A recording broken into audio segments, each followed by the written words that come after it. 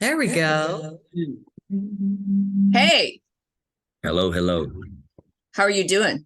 Fantastic. How are you? Good to see you again. It's good to see you again too. I think the last time I saw you was at the Nashville airport, which by the way, note to people, never show up, no makeup on, everything, because you never know who you're gonna run into. And Oh, here come comes on. here comes a guy asking me to watch his guitar really quick, and it was you. Yep, sure On was. your way to Arizona, by the way.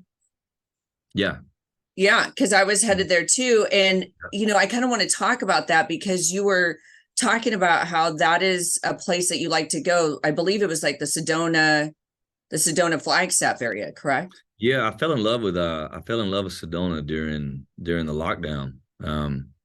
And I spent the first 4 months in Kentucky rock climbing, and then I got back to Nashville for like 24 hours, and everybody was still so spooked and just walking around so on eggshells and just everybody seems so afraid of each other. And I was like, I'm getting the heck out of here right now. And I went out to Sedona and just mountain biked, and um yeah, we just hike all day. I'd be outside all day, and I was there for quite a good bit and fell in love with that place. Were you able to, while you were out there, write songs? Did you find it like easier to be in that environment and kind of write down some of your thoughts, or Oh do you man, get I away? I loved writing there, Kris. I wrote a song called Modern World that it's not even on the record. It's one of my favorite songs I've ever written. And I know that sounds weird, not putting one of your favorite songs on the record. There will come a time where I'll put that out, but yeah, I mean that place is special. There's a unique energy in that place, and it's so quiet. And I definitely wrote. I write every morning, but out there I would find myself writing for very long periods. So let's talk about your record, Damn Love. I love the title. Thank you, Love this album. I think not only the production part of it is so good, it's thank you. just different, but also you touch on everything. I think there's something for everyone on this album. And, obviously it's coming out the end of April. Your first single is going to be Damn Love, but that was the one song you didn't write. So Yeah. how did you decide to go with that as the single? Well, I was deep into the writing process, and there was definitely a theme of the contradictions of that word. And there's a reason that love is written about so much, because it's such a contradictory word. While one person is just on a high from it and all butterflies and euphoric feelings, and you got somebody else that's literally dying of heartache. And it's trying to, I've been a very enclosed type human for a lot of my adult life, and I've kept everybody at arm's length, and trying to understand how to receive it, how to give it, and where I fit with it, and how I feel like an outsider most of my life. And there's a lot of that theme throughout the record. And then once I heard Damn Love, I said, what a perfect title that sums up what I've been writing about. And sonically it fit. And I was in the room with Jaron, who I've been writing some of the record with and producing the record with, and I just immediately was like, I have to put this on the record, and I don't normally do that. I did that with the Bull, and so it worked that way, and it also And looks great on a T-shirt. it does. It does. I also Yeah, noticed that you did a video for that. You're very creative. I mean, obviously, but you're very creative also on the visual, not just the audio part. So would you ever want to get into acting? Is that something that I've you been. want to do? It's interesting, Kris. I feel like I've been asked that a lot lately, with people being like, "Man, you would be this and that." And acting is something that I used to want to do. Long time ago, and I've always been intrigued by it. I think I could do it.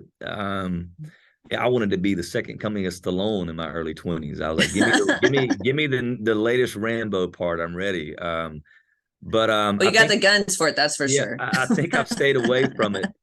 I actually got asked to do a pretty big production and have a star role in with a really big film company years ago, and I turned it down because I didn't want to convolute. Um, the messaging of what I, there's still people trying to learning who I am and the music, and I didn't want people, is he a actor, is he a artist? And so I've just stayed away from that. But I think that there's a chance fairly soon that I could see myself diving into that.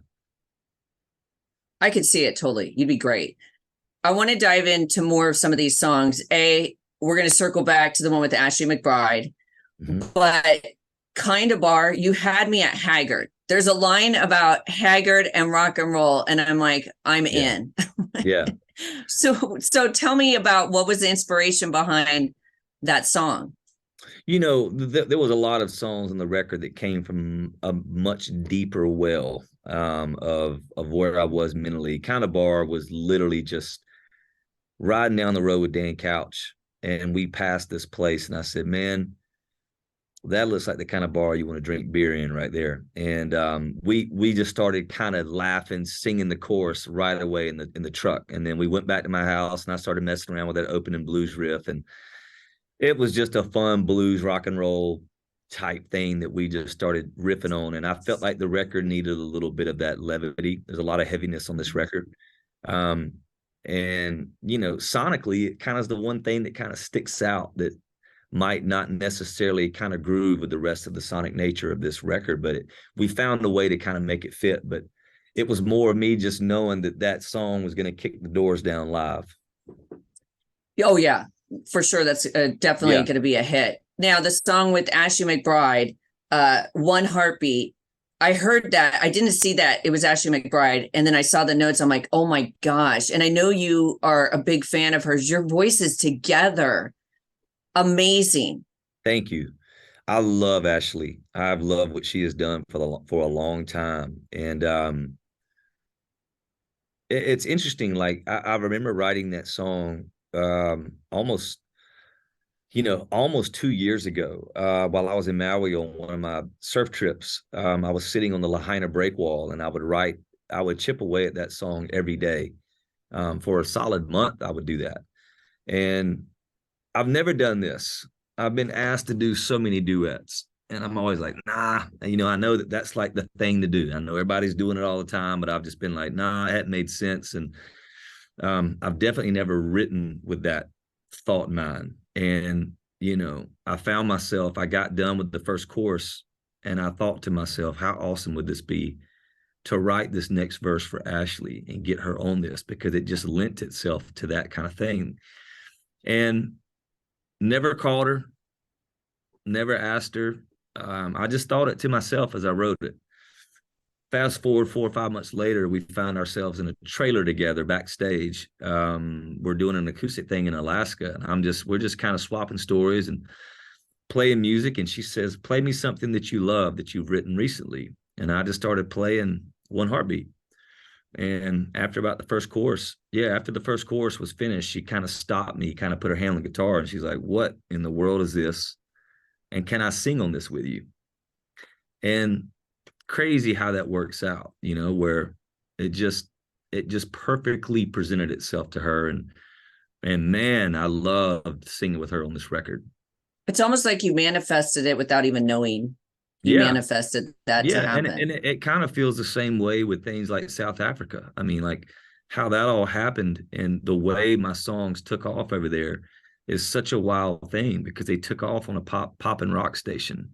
Really? It's the wildest thing. This guy that runs like the biggest station in Cape Town, and just fell in love with Wild Ones, and had that CD handed to him by another artist, and was just like, Heart's Desire was something he just immediately gravitated to. And he was telling me how back in 2020 he threw it on the air, and he said it was just like a wildfire. He said it was just immediately his phones are ringing and people are like, what in the world is this? So then he did a deep dive on all my stuff and started playing songs like Bittersweet Company and Lipstick, and That Was Us, and these songs that I've always believed in so much that I tried to kind of fight for, to be like, how do we get the masses to hear this? And it was like, well, it didn't really fit in the genre and this and that and yada, yada. And then next thing you know, they went to the top of the charts on his, in South Africa. And then I go over there and everyone knows all these B-side tracks. And it was the wildest thing. I mean, he had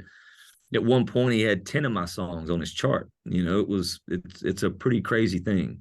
That is crazy, but that's a wonderful thing. And I want to be mindful of your time. But since this is going to run in Louisville, how did I not know that you have like kind of I know you love the outdoors and I know you love camping and everything, but what is this that you have in Kentucky? Is it like an Airbnb? Is it like, what is this? It's a lodge. I mean, it's like an Airbnb lodge. It Oh holds my God. about 30 people a night. I think there's 8 private rooms, and then you have like these bunk hallways. You have this massive living area where it's like the couches in the kitchen and the TVs, and you got a sauna outside and a hot tub and a fire pit, and it's awesome. And it's in the heart of the Red River Gorge, so the scenery is, Oh, waterfalls. beautiful. Yeah, it's just breathtaking. So at first it was just kind of a rock climbing lodge, and it was already kind of filled up, and it was always getting booked up, and now it's become a big cycling place. It's such an epic place to cycle. So you were getting cyclists from all over the world. We're getting yoga retreats that are getting booked out for the whole weekend. It's a really, really cool place. Now, does Kip Moore come and play fireside at the campfire? I have I have You before. have, really?